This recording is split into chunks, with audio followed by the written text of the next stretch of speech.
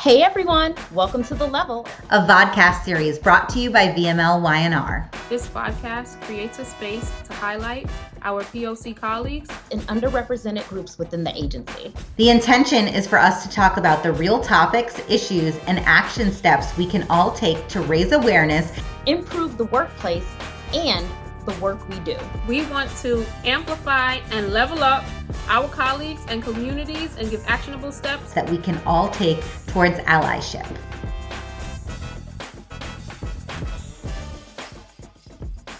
Hey everyone, welcome to The Level. So excited today as we have our Women's History Month takeover. And I'm joined with an awesome panel. Some that I know personally, some that I've had the opportunity to meet over the course of the planning of this episode. So I'm really excited to dive in to today's topic. For this episode, we have Laura Jones, who is the Chief Strategy Officer at BAV Group. Welcome, Laura. We have Raven Campbell, who is the Senior Analyst of Innovation and Data at VMLY&R. And we have Naja Jamant, who is the Director of Diversity, Equity, and Inclusion at VMLY&R Commerce. Thank you so much, ladies, for having us. We today are talking about returnships and supporting nonlinear career paths. A discussion brought to us by the women at VMLY&R, powered by DE&I. And as we were going through the planning of this conversation, one of the quotes that really stuck out was, "Careers pause, but talent doesn't." And which is why we're here, to support returnships, these corporate programs which provide, an on-ramp for women and men, who have paused in their careers to take care of whether it's their children or for other personal reasons, and then getting back into the workforce. So these programs, they were developed to ensure that we don't lose critical talent due to the life events that we all go through. However, the need for returnships arose from the fundamental dilemma of working women, working mothers, who often face choosing between the professional career path or motherhood. And so, supporting working mothers doesn't often exist because many companies don't have these policies in place. Often, they don't offer the part-time or the flex time, the job sharing options, on-site daycare options, competitive leave policies, or even childcare support. And so today we're focusing on these kinds of conversations and the experiences that this wonderful panel is going to share with you, that we hope to shed some light on this and find a place of empathy as we have these kind of conversations to come to a solution. So maybe we don't need returnships in the future because we all have come to a fundamental agreement on how we operate as companies in our industry. Obviously, this is about your experiences. And I feel like, whether it's people who are about to enter into the need for having the experience of leaving their work, or they have experienced it already, would love to get your stories. So what was your experience in terms of flexibility, taking the time off to care for loved ones, or, whether it was just work-life balance? Would love to pass it off to Naja to start us off on what your experience was. Yes, thank you, Louise. So it's quite interesting because my eldest, when I started balancing work and life, was a very long time ago. And so beginning that journey, it was a big struggle for me, trying to navigate work in an entry level role was hard. The companies may have offered benefits that allowed you to be somewhat flexible, but at the time, I didn't feel like it was actually available for me to take, right? So it was a benefit, but not necessarily. Wow. My manager didn't make it comfortable for me to say, hey, I'm going to leverage or utilize that option. And additionally, I started my career path in finance, and some of the career perks were like, oh, you can bring your child to work and there's daycare in the local area, but I still couldn't afford it, right? And so ramping up to now, I find that especially going through COVID and with my last pregnancy, my last child, COVID has definitely allowed for more flexibility in the workplace, but it also didn't allow for the balance. And so again, there was a struggle. There was trying to figure out how to pivot. How do we do this? My children, my older children are like, you're still on the computer. And so navigating that, and ultimately what I ended up having to find is what I was able to do before is lean heavily on my mom and my grandmother, which I wasn't able to do this time around, right? And so it really had to do with a perspective shift. Like I had to say, okay, it's not balance that I was looking for anymore, but it was more about setting boundaries and showing up in the intentional ways that I needed to, where I didn't feel like I was choosing my career over my children. Wow. And something that we often face, having to make that choice, which is, again, part of this conversation. Why do we have to make that choice? Thank you for sharing that. Raven, would love to pass the mic on to you.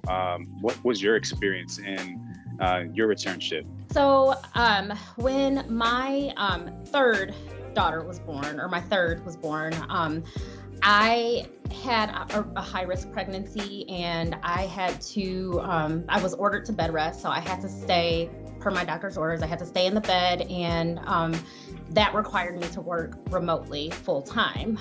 So my entire pregnancy, literally probably from 12 weeks to the day I delivered, I worked, and I was remote, and I worked from my bed, and I was about to return. I believe it was 12 weeks. I got 12 weeks of maternity leave, and I was ready to return and, preparing for it mentally, physically.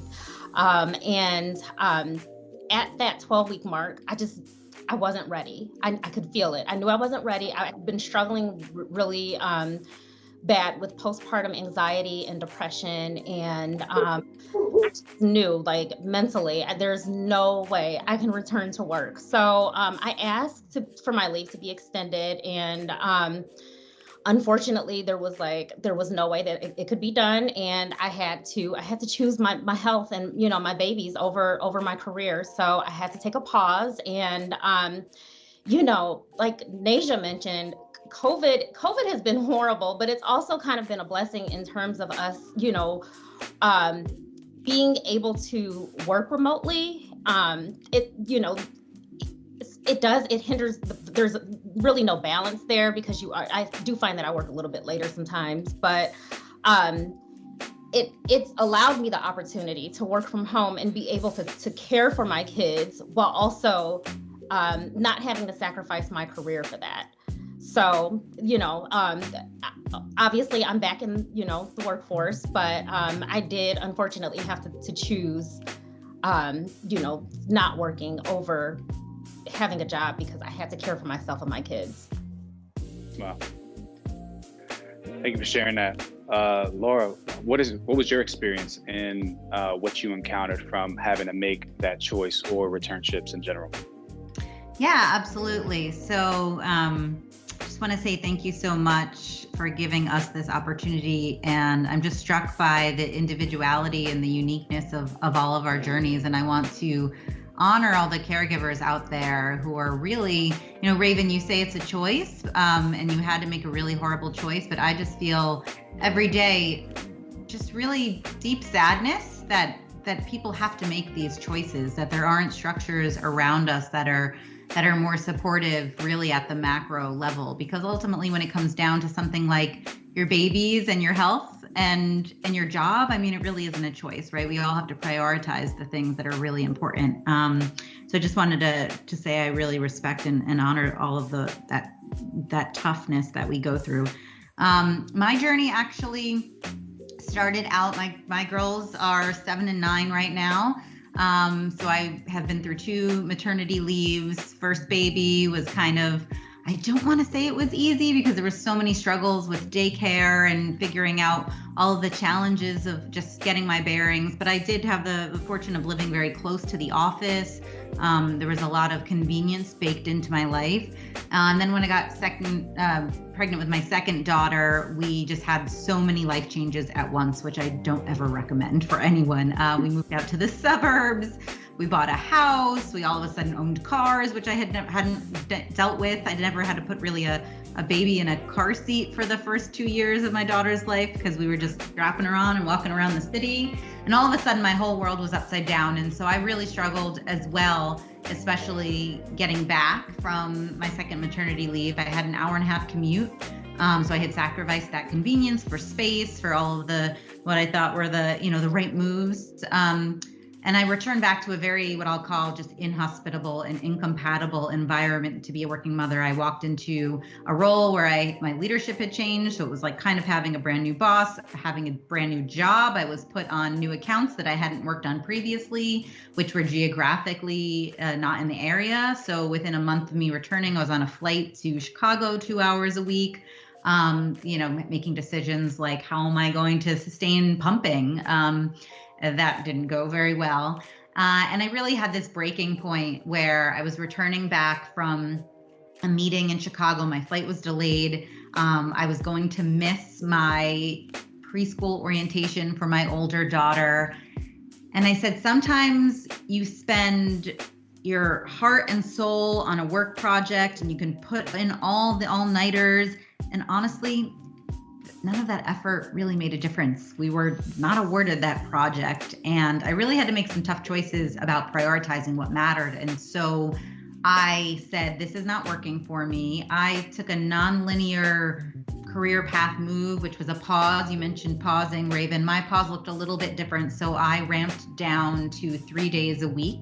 I also transferred roles internally within the group, within the strategy department, and really took it upon myself to propose a role that would work better with my lifestyle and my needs for my family. And I did that for 5 years, which, again, this is pre-COVID. It really was what I needed at the time. I was very fortunate to have the support of my company that allowed me to do that, which is this company. And I believe we're doing more and more of that post-COVID. And it really helped me carve out the space and the time I needed to both be very present with my children, become part of my community, to volunteer and get involved in the fabric of my new community, to actually make friends, all those things. Let's not forget that we also too are people and we need to fill our own cups as we're caring for our families, as well as dedicate my time when I was at work to my priority being at work. And holding multiple priorities and wearing multiple roles as a woman is not something that society seems to be able to process. We have to be one or the other, or if our priority is at home, then it must not be at work, and vice versa. And this experience really taught me to challenge that stereotype and break through that. We can have multiple competing priorities often at times, but as women, as integrators, and I love the word integration versus balance because I really think that's what it is, one of our best skills is to be able to manage all of that and have it flow seamlessly into the full picture of who we are as multifaceted women and individuals. That's my journey. I'm back to working full-time now, and I would not have done it any differently. And I really want to encourage everyone out there, if you're considering to take a pause, do so with a plan and know that there are other options. Many times, not all the time, but there can be other options to just completely leaving the workforce. And there's a lot of people out there that have blazed this path for you and can help you. That's awesome. Thank you for sharing that. I want to ask all of you guys this kind of question because you talked about the point where you had to make a choice, and then the point where you did come back. On that part where you came back, how was it for like each of you? I know mentally sometimes it can be there's so many things that can come to your mind first, even during it. The thinking about, if you're talking about your career and wanting to advance, were you scared about, I'm not going to get to where I need to go quicker, or as fast as I need to, or Do you look at time and you say like, you know, how am I going to make those kinds of things up? And then when you get back into work, do you feel behind? Like, what were the emotions that you guys were going through, you know, through that time? And when you came back, what was that like for you? I'll start us off. Everything that you said, right? Every emotion that you mentioned, I think I literally went through, to the point where I was like, maybe I should write up an email because I don't think I'm ready to go, and I don't know what this looks like. It was heavy anxiety. Not only the first time, the second time, it happens every time. It's just the emotion may be a little bit different based off of the circumstance. And so this last time with my daughter now, I found there was like ease. There was a sense of ease because like, okay, you actually are home. But the childcare option was still a thought because it's like, okay, well then how do we navigate this with a new baby? And then it's like, well, are we going to be able to navigate it? We're still going to miss moments because, to be honest, I felt like I missed so many moments, even though I was home with my children, right? And that was a different type of parent guilt that I had never felt before, because there was one thing being in a separate place and your child being somewhere else. But my daughter, I'll share a story. She launched a lip gloss line during COVID. Wow. And I literally was downstairs in a meeting while she went live on social to launch this, and she had been standing in front of me like, I'm going live. And I'm like, give me 5 minutes, you know? And then by the time I was able to wrap up my meeting, I went upstairs and she's like, I'm done. And I'm like, oh my God, you know? So that was a completely different type of feeling of sadness and missing out on like your children developing and opportunities that you don't have. But ultimately, I had to just level set, right? All of those emotions, check the benefits that were available to me, have those conversations with your managers, with HR, and say, okay, what can I do, right? Because this is where I am right now. And something that I wasn't empowered to feel in the past, in the beginning of my career, is have those conversations, right? I just was like, oh, nope, I have to leave. I guess the job's not there for me anymore. Versus now it's like, no, I have the ability to have that conversation, say, hey, this is what I need. Ultimately, I ended up being okay, falling back in love, because I think you end up falling so much in love with this new baby. It's like, oh no, the career isn't that important, but ultimately it still is. And then just falling back in love with what I do and reminding myself, okay, no, you do like this, you like both. And strategizing around that and fitting it into how we currently live, and less about how society tells us it should look, because I think there's also that societal pressure from when you do choose a career that somehow, if you don't choose your career, that you lose your independence, right? And then when you do choose the career over what some would consider over parenting, which I don't think it needs to be a choice. You can have both and do both very well. And so when you do choose to do that, somehow your children will be at a disadvantage because of it. And so when you take that pressure off of yourself, which I had to do, and say, no, I'm going to own this, and it's going to be a slow process, but I'm going to be intentional about the process, I felt more empowered. Yeah, I guess I'll go next. So for me, it was because my break was almost 2 years, maybe, it was just about 2 years. So I definitely, all of those feelings you described, I was so nervous going back to work because data and analytics move so quickly. And things change like on a daily basis. And if you're not in it, and if you're not using those skills regularly, you kind of lose them.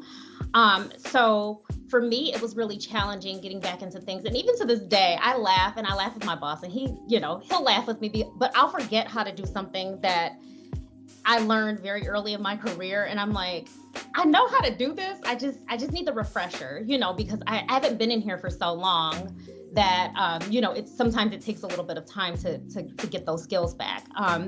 But definitely scary, because of that aspect, just not remembering those things. And then also, there was that fear of me coming back and kind of being at the same level that I was prior to leaving, and feeling like I've been doing this for 10 years now, and I'm still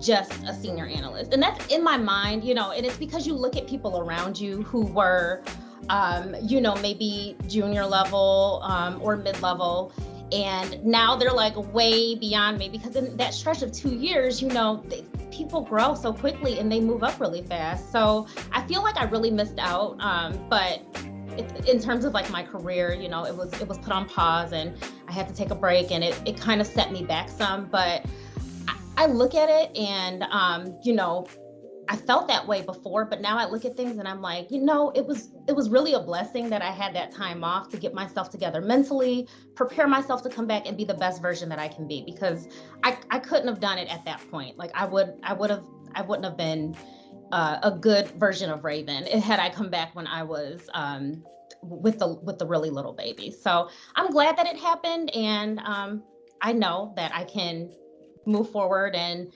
I'll grow and continue to learn in my career and move up. But it definitely, it made me sad initially, but yeah, I'm over it now. It is what it is.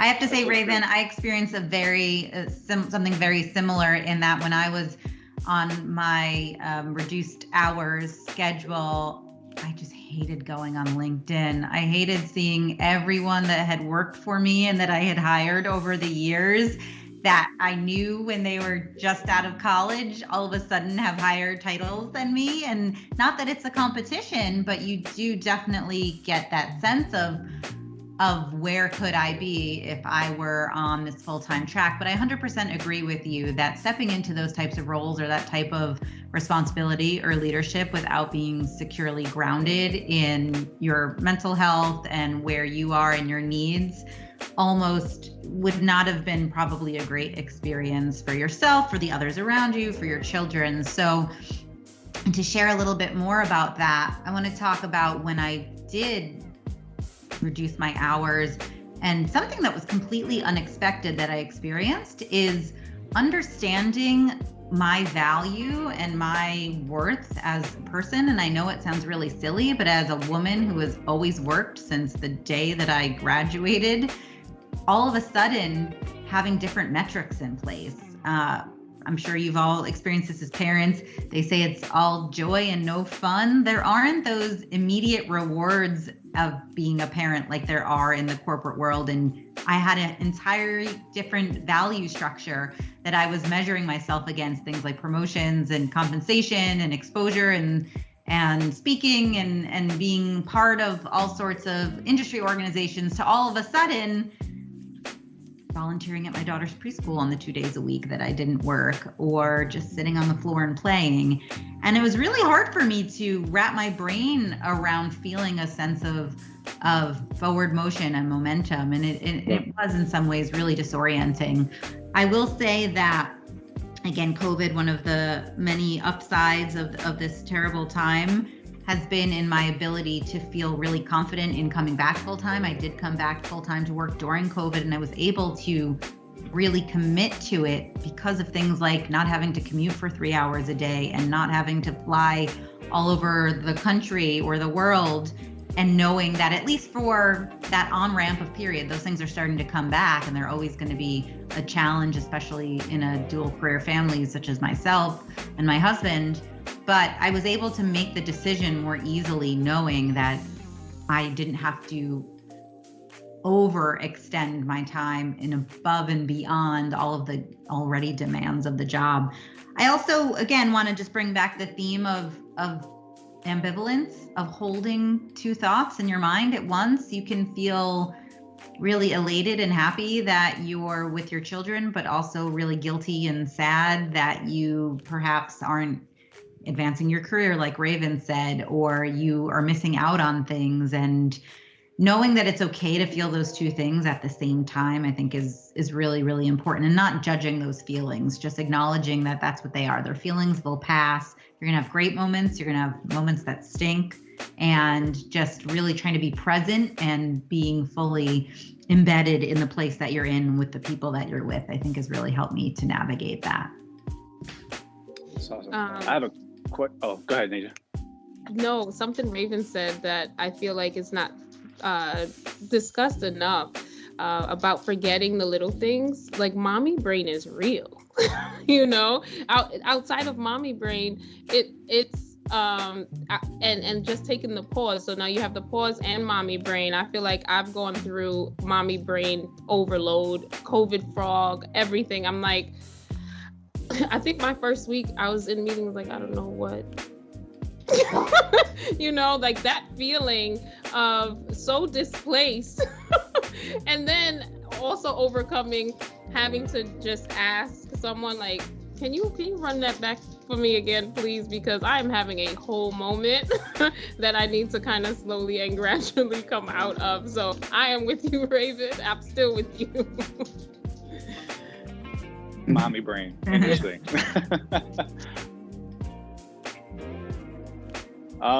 Was there ever a point for you guys where in that transition, or even when you were back, I know a lot of times, especially, you know, we hear conversations, especially for women of color, where there is that fight of feeling that you have to hold on to your job or work 2 times harder, or as a woman, work 10 times harder, you know, because of your male counterparts. Was there ever a moment where you felt like, am I not doing this right?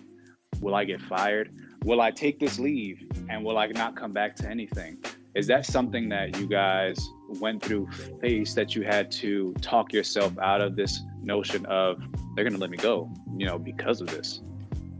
Yeah, I can touch on this. So when I took that time off, or when I was working remotely because of my high risk pregnancy, the company that I was working for was doing mass layoffs. And when I say mass, I mean like they cut almost half the company.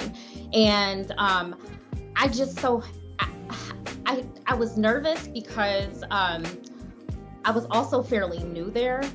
And I saw people that I worked really closely with lose their jobs at that time. And I kind of felt like I was at risk because I'm new, I'm pregnant, I'm asking for special accommodations on the job, you know, asking them to let me work remotely because I'm pregnant. And again, I'm still kind of new here. So it was that, you know, just feeling of being like, oh my goodness, am I next? Are they gonna let me go? How am I gonna support my family if this happens, you know, in the middle of my pregnancy?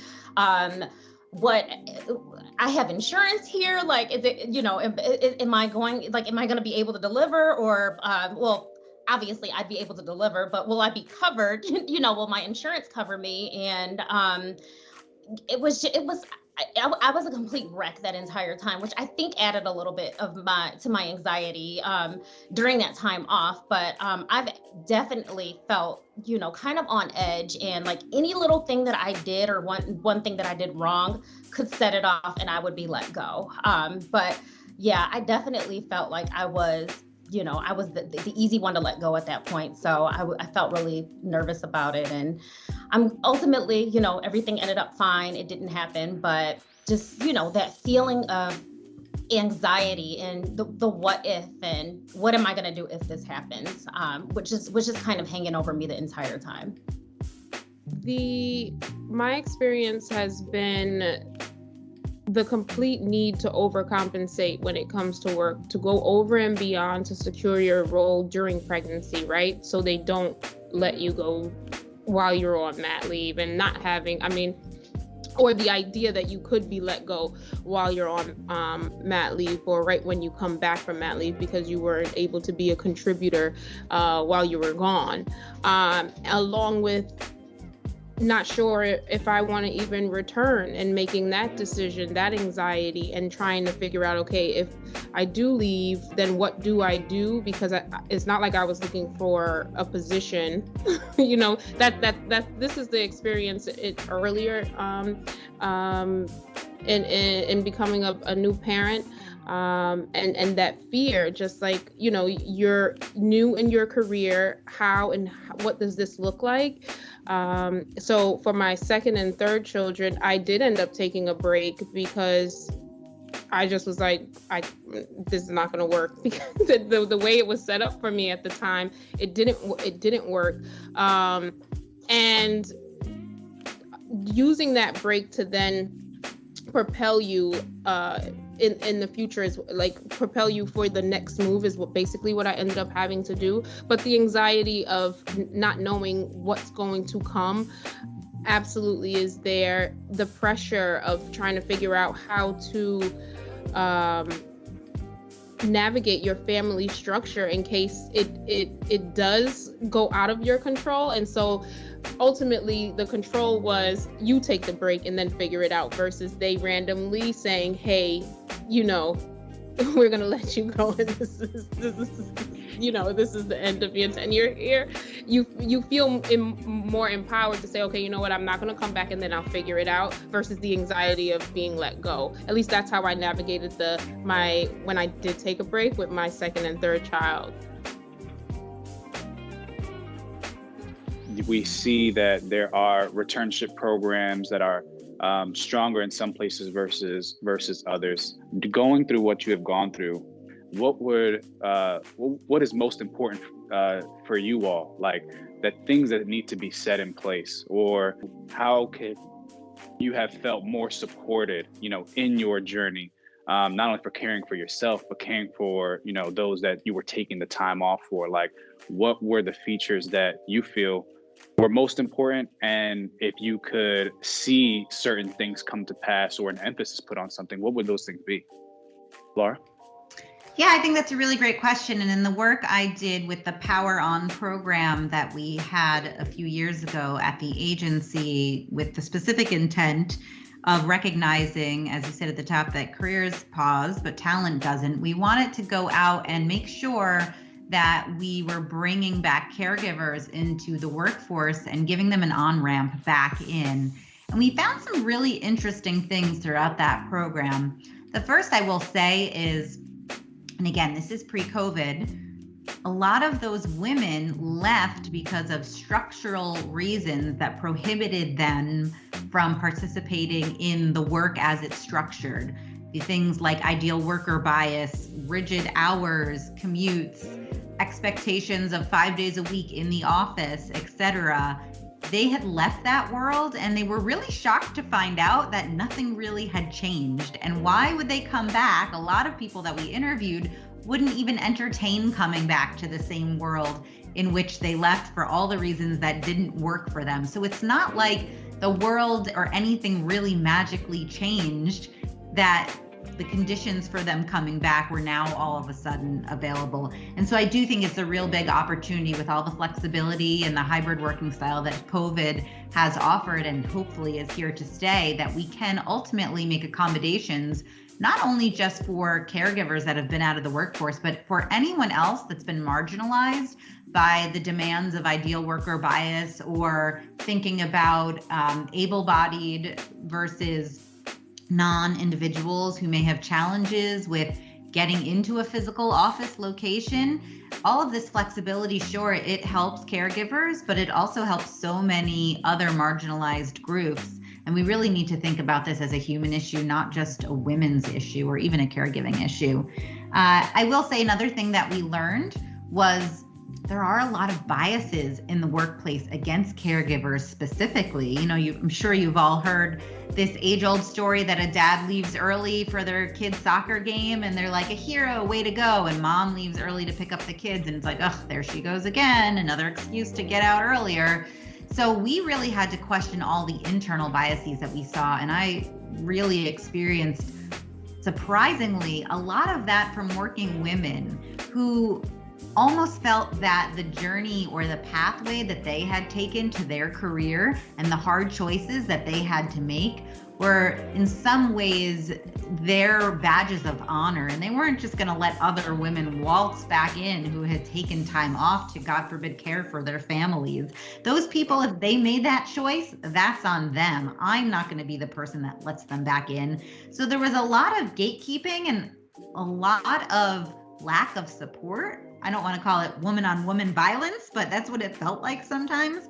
And, you know, even just the idea of returnship coming from its roots of internship, people feeling as though for some reason taking back a person with 10 plus years of experience that took a little bit of pause, all of a sudden we're at the most basic entry level just because maybe they hadn't learned, you know, how to use Twitter or something like that. I mean, to me, again, the life experience that you gain as being a caregiver, as a parent, it's just about linking those skills into the skills that are required. And in some ways, I think those skills are even more important, especially as you get more senior in your career. So that's some of the things that we had seen with running that program. And I think fighting those biases and acknowledging those biases, because a lot of them are unconscious, is really, really important.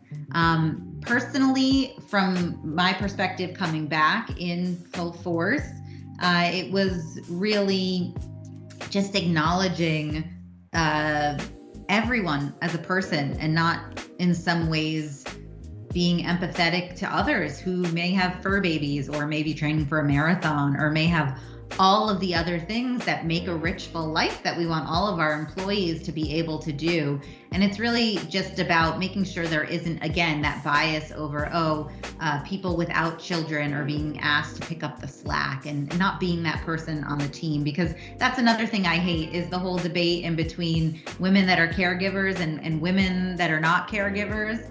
And it just makes me sad when I see people that are made to feel like they're quote unquote picking up the slack for working parents. So, but it's all out there and it's something we should all be conscious about. That's really great. Sounds like you guys did some really tremendous work over there. Some things that you were talking about that I hadn't even thought of about that gatekeeping, which is, we've seen it in other areas, but didn't even think about it in terms of, returnships or, how people feel when they begin to see, players come back into the game. So thank you for sharing that.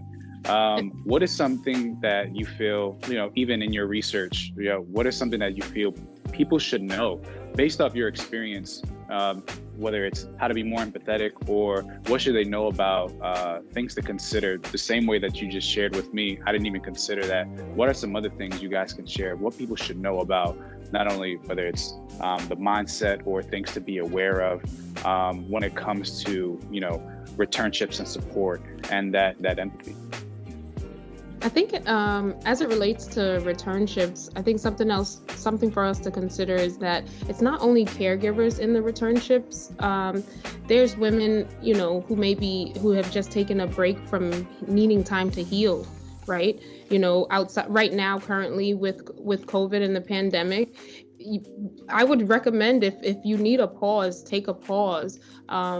And that should be included in the returnship program, not just for caregiving. We need to include people that are taking mental health breaks from work because they're at a breaking point. Women that may have experienced domestic violence who needed a time to reacclimate their lives, right? These are all things that we need to consider in returnship programs, not just for caregivers, but for the things that women go through overall, along with I think something people just check in.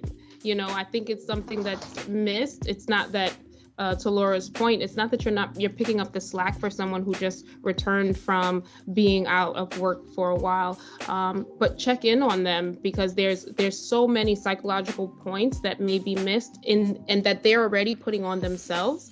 And women, we tend to put on that strong exterior, right? And so when we're already being strong and already most of the time criticizing ourselves, to have those gatekeepers, to have those people with judgment and not really looking at the situation as empathetic as possible. I always tell myself, even, be the voice to yourself that you are to your friends, right? To give myself grace in those situations. And so that works for anyone looking that has someone on the team who's just returned to work. And then lastly, I think as far as returnships, one thing I would like to see is like the slow progress in, for some people returning, again, that pressure that's already applied for them, but to have it outlined, hey, only join 1 day a week this week for the first 3 months. The next week, join 2 meetings a week. The next week, and then till you ramp up for the first month, just to have that outline for yourself, because sometimes the idea that you're just going to come in bombards you. And so if we can outline that structure in returnship programs, I think would be helpful. I love that. I think it's really important for that to be done at the structural level as a given. So as you say, I think you both mentioned earlier, at certain points in your career, you didn't feel as if you had the right to ask for that, or almost you could only be in control if you were the ones making those decisions versus risking asking and not getting, et cetera. So I think it's important for us all to consider baking those things into programs so that they become the standard and these systemic issues are not dealt with on an individual basis, because then that really puts the onus on every individual who's already going through so much to even think of outlining and asking for that. So I think that's a really important point.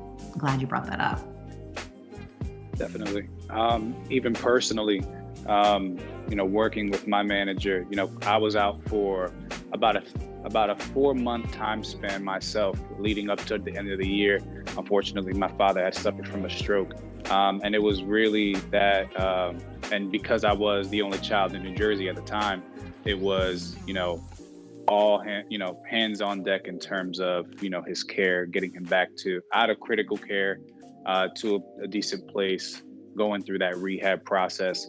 And, I'm so grateful to, Sherman Winterfield, my manager, who, as soon as it happened and he found out in real time, it was, okay, first the game plan is get out of here and go handle what you have to handle.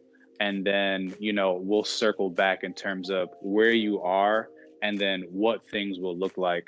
And I felt like he took that upon himself to kind of, set that plan or that program in place, and gave me the space and the opportunity to make sure that it was family first.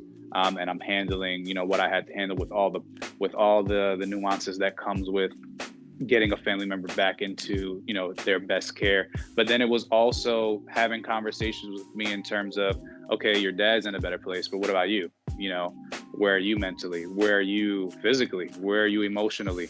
And what can we do to make sure that you're in a better place or you're okay before you even come back here? And so grateful to that. But I think it was that level set, that planning, almost making a program just for me, so that I can come back and be my best self. And even when I did come back, it was, okay, I know you're back, but we'll start you off, small. Client won't even know that you're here. We'll do everything internal. And so I'm so grateful to him. And I think it's essential for that because, sometimes we think we're ready to come back into play, others on the outside can look at, no, I don't think you're looking at everything. I know you just want to jump back in because you want to feel like you're back, you're part, like you haven't lost a track or lost anything. Like, we're good. The work is always going to be there, right? And I think we forget that the work is always going to be there. But super grateful to him in terms of helping me set that program for myself, even upon my return. So I'm glad you brought that up because it is definitely needed. I think you made such a great point. It's about using and having managers who manage and support their full teams, but not necessarily making specialized arrangements for particular people, but what the structure offers and specializing it to the individual, right? So it's not like it's not available to you, but it's everything that you need and how you need it so it can support you in the best way. So I definitely think that that's important. This has been an awesome conversation. Would love to get, what are some key takeaways, whether it's what you've gained from this conversation or that you want to deliver to somebody else, that as we leave this forum, that people can take home with them with the understanding of, not only this concept of returnship, but even what individuals go through, in terms of when they find themselves in this place. We'll love to get some key takeaways from you guys. Yeah, I'll start. So I would say it's important to be empathetic to someone's situation. You don't know what they're going through.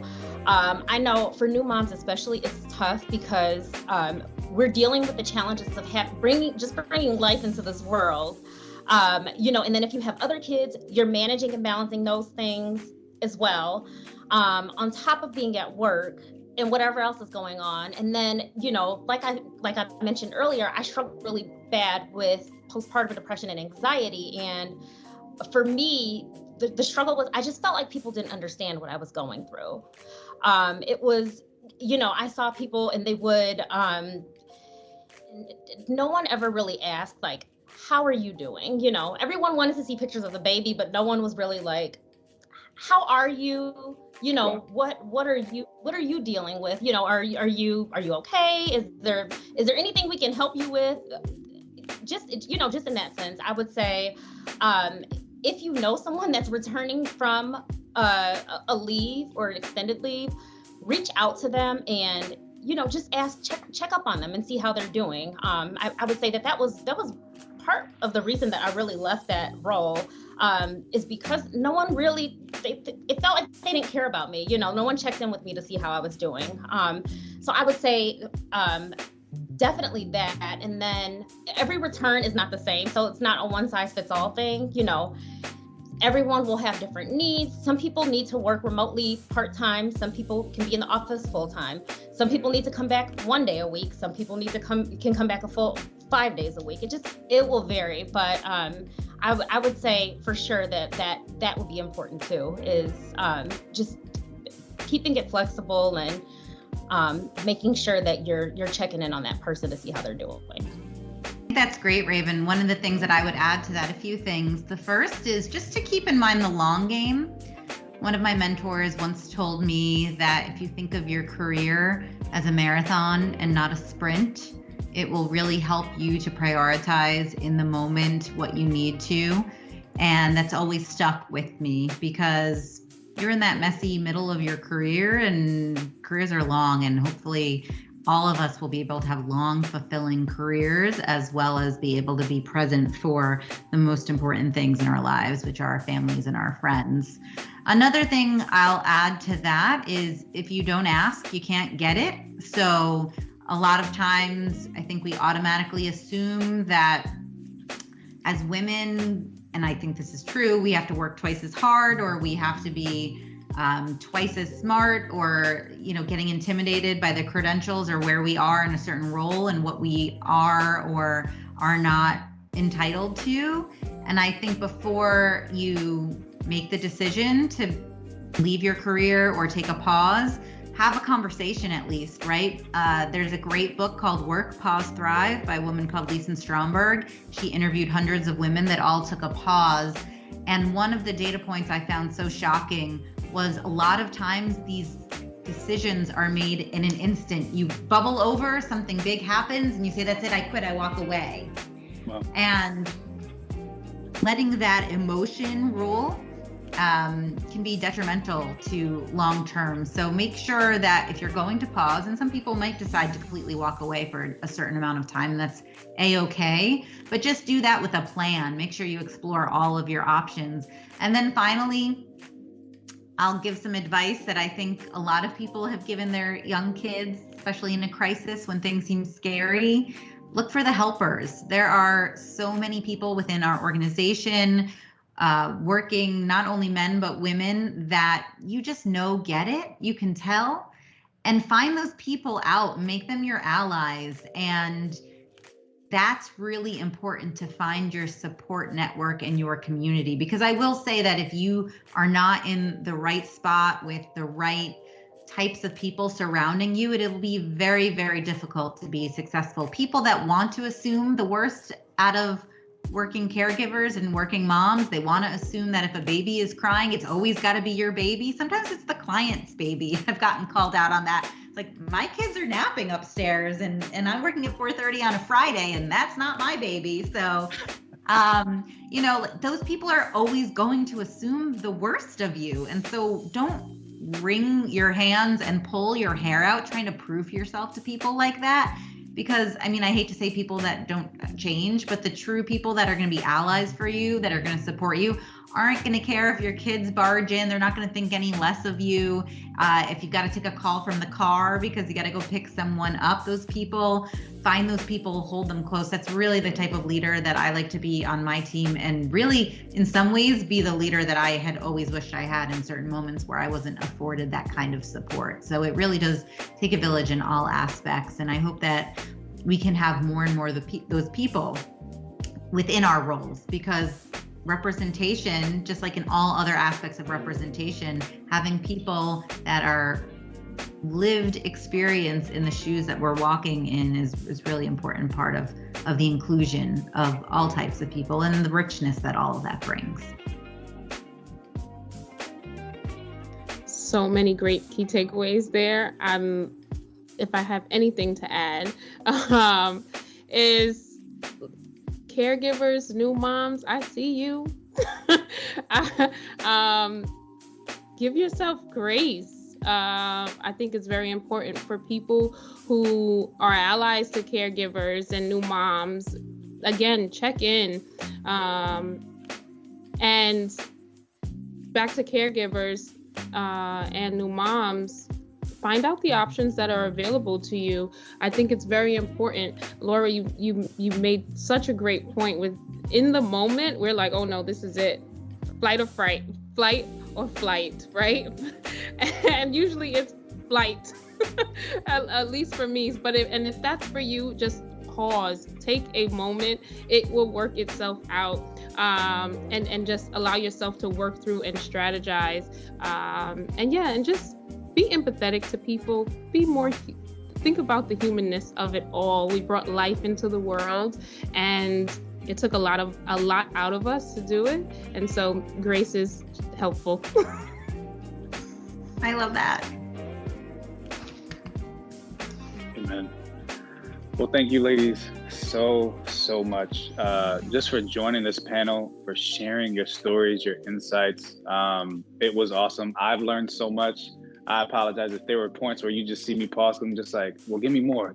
Like, I want to hear more, because it was just super insightful just to hear your perspectives. I just want to encourage each and every one of you at the amazing job that you guys have done for where you are now. I am blown away by your power, your tenacity, blown away by your perseverance, blown away by your consistency. I salute each and every one of you and what each of you has done, not only in your careers, but in your families. And so thank you so much for taking this time. And for those of you out there who have watched, if you want to see more, if you have questions or comments, please reach out to us at thelevel@VMLY&R.com. We appreciate you all in the support of this level with Women's History Month and this takeover. Thank you, and we will talk to you guys later. Peace. Thank you. Thank you. Thanks, everyone.